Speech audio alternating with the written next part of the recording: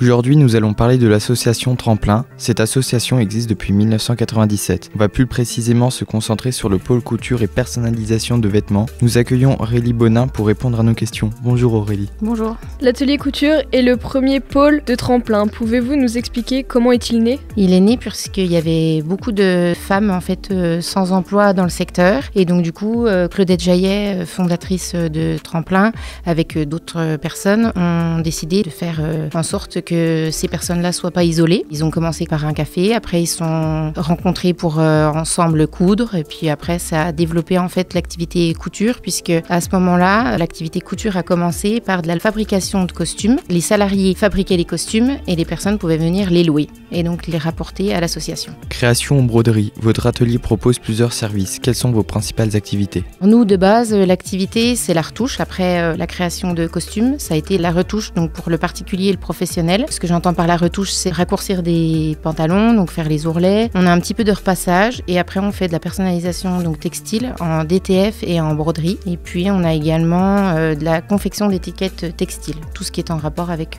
les vêtements. Nous avons lu que vous utilisez du tissu revalorisé. Qu'est-ce que ça veut dire exactement ? On en utilise un petit peu pour nos créations. Là, en ce moment, on ne fait pas beaucoup de créations puisqu'on a beaucoup de confections en série. J'ai d'ailleurs oublié d'en parler dans les activités. Le tissu revalorisé, en fait, c'est-à-dire que c'est des collègues à nous dans des structures d'insertion qui collectent des tissus. Et dedans, il y a des tissus, donc nous, ils nous le fournissent. Ou alors, on a des clients qui viennent nous apporter dans leurs armoires, les fonds d'armoire de leurs parents. Ils ont du tissu, ils savent pas quoi en faire, donc ils nous l'apportent. Quand il est en bon état, on le revalorise en faisant des choses avec. L'atelier couture de Tremplin peut réaliser des broderies personnalisées. Pouvez-vous nous expliquer les différentes étapes de fabrication ? Pour la broderie, tout d'abord, le client vient et puis on fait un devis. Pour faire le devis, on demande au client où est-ce qu'il veut la broderie, sur quel textile, s'il a déjà le textile ou pas brodé. Donc, c'est-à-dire que chez nous, le client, il peut apporter son textile, donc tout vêtement à broder. Il peut l'apporter ou on peut lui fournir. Donc ensuite, on lui demande où il veut la broderie. Donc c'est possible sur le cœur, par exemple, en dos ou les deux,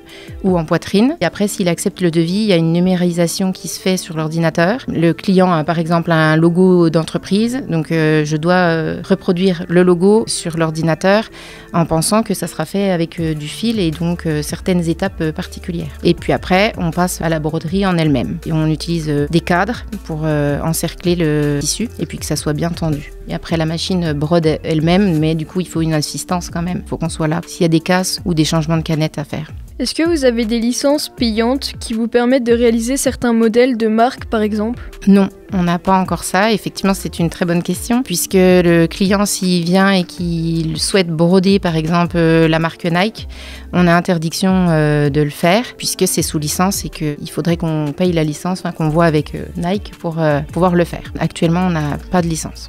Si je veux offrir un t-shirt personnalisé à ma sœur, combien cela va-t-il me coûter et combien de temps faudra-t-il pour la conception ? Pour la personnalisation, ça va dépendre si ça sera de la broderie ou du DTF. Donc le DTF, c'est un autre procédé qui s'appelle Direct to Film. Là, ça va être comme le système du flocage. Vous avez le choix en fait chez nous entre de la broderie et du DTF. En termes de délai, il faut compter maximum 15 jours. Enfin, ça dépend en fait si on a le t-shirt ou pas, si on a le vêtement ou pas. Mais après, dans les délais, on essaye d'être dans le maximum, même si on n'a pas le textile. Si on doit le commander, on essaie d'être dans le maximum 1 mois. Et on s'adapte en fonction des demandes aussi du client. On essaye de faire au plus vite. Qu'en est-il des logos d'entreprise ? Quelle est dans ce domaine la plus grosse commande que vous avez eue ? La plus grosse commande qu'on a eue, ça ne sera pas en direct puisqu'on travaille aussi avec une infographiste. Elle nous fournit les textiles et puis on brode pour elle et on imprime également pour elle. Mais là, elle va faire le prestage. Du coup, la plus grosse commande qu'on a eue, c'était, il me semble, environ 300 t-shirts. Pour l'instant, votre atelier ne compte que des femmes. Combien êtes-vous et faut-il une formation particulière pour y travailler ? Oui, effectivement, il n'y a que des femmes pour le moment. Moi, ça fait 5 ans que je suis à l'association et j'ai eu que des femmes. C'est pas du tout un critère de recrutement, bien au contraire. On attend d'avoir des hommes qui soient intéressés, donc on n'a pas eu pour le moment. On est 7 avec moi, donc elles sont 6 salariées. Et puis, il n'y a pas besoin de formation, c'est-à-dire que la personne qui vient postuler chez nous, on ne demande pas qu'elle ait déjà appris à coudre ou qu'elle sache coudre avec une machine. Et en fait, ils sont là pour apprendre et ils sont formés par moi-même sur les machines à coudre. Sachant qu'on utilise des machines à coudre professionnelles puisque c'est assez intense en fait toute la journée. Quelle est votre organisation au quotidien ? Du lundi au samedi, l'atelier est ouvert au public, donc particulier et professionnel, de 8h à midi. De 8h à midi, notre quotidien, c'est d'accueillir le client quand on en a, soit lui rendre ses affaires qui ont été faites, soit de l'accueillir pour prendre quelque chose à faire. Donc c'est de l'informer, du tarif, du délai, puis si c'est possible de faire ou pas ce qu'on nous demande. Et puis mon organisation, elle change en fait tout le temps, puisque le métier d'encadrant, en fait, c'est beaucoup s'adapter sur le moment. Donc, on peut très bien avoir un coup de fil et puis il faut partir parce que on a quelqu'un qui nous demande à ce moment-là. On a des salariés qui nous appellent parce qu'ils rencontrent une difficulté ou il y a une casse sur une machine qu'ils n'arrivent pas à résoudre. Voilà. Donc, en fait, notre organisation, je peux pas vous la préciser comme ça. J'ai pas de rituel.